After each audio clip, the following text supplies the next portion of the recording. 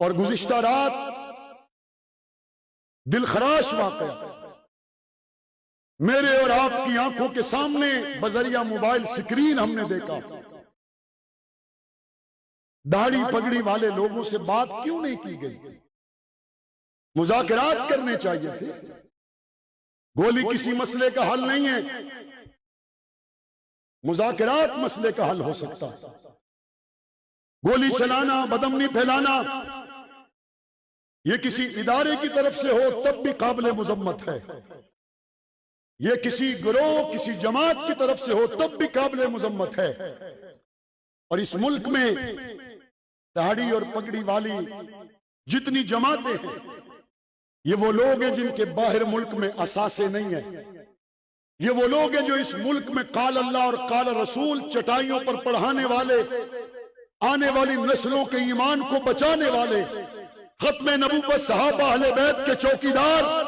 یہ پاکستان کے وفادار، بنیان مرصوص کے موقع پر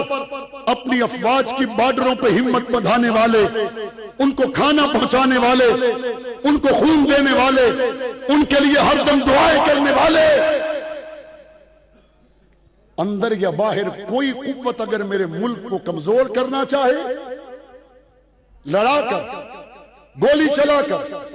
کلمہ کے نام پر خواہ وہ ملک ہو یا کلمہ کے نام پر ملک میں رہنے والی دو جماعتیں ہوں، سرکار کی طرف ہوں یا سویلین کی طرف ہوں، ہم نے درمیان میں سازش کرنے والوں کو معاف نہیں کرنا، ہم نے درمیان میں لڑانے والوں کو لمحہ بھر کے لیے بحیثیت قوم کے نہیں چھوڑنا، بحیثیت حکمران کے بھی نہیں چھوڑنا، لیکن ہمیں اپنے ملک کو، قوم کو، اپنے اداروں کو اس پوزیشن پر رکھنا ہے کہ قوم کا اعتماد ملک کے اداروں پر بحال رہے، متزلزل نہ ہو۔ اگر یہ اعتماد متزلزل ہوگا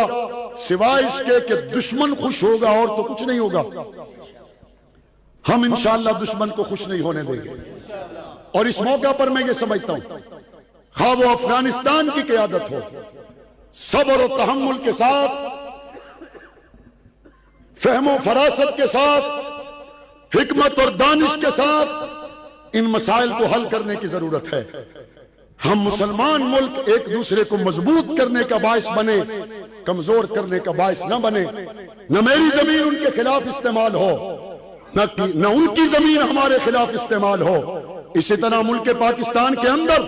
نہ تو کوئی سیاسی مذہبی قوت سرکار اور فورسز کے خلاف استعمال ہو، اور نہ ہی فورسز یہاں کے پرامن شہریوں کے خلاف استعمال ہو۔ ہر بات کا حل سب سے پہلے مسلمان اللہ سے مانگتا ہے، اور اس کے بعد پھر مذاکرات کرے، بات چیت کرے، گفتگو کرے۔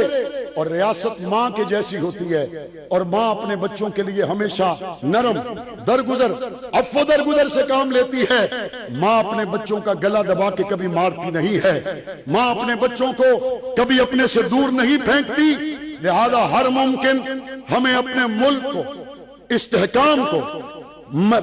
مضبوط بنیادوں پر استوار کرتے ہوئے آگے بڑھنا ہے،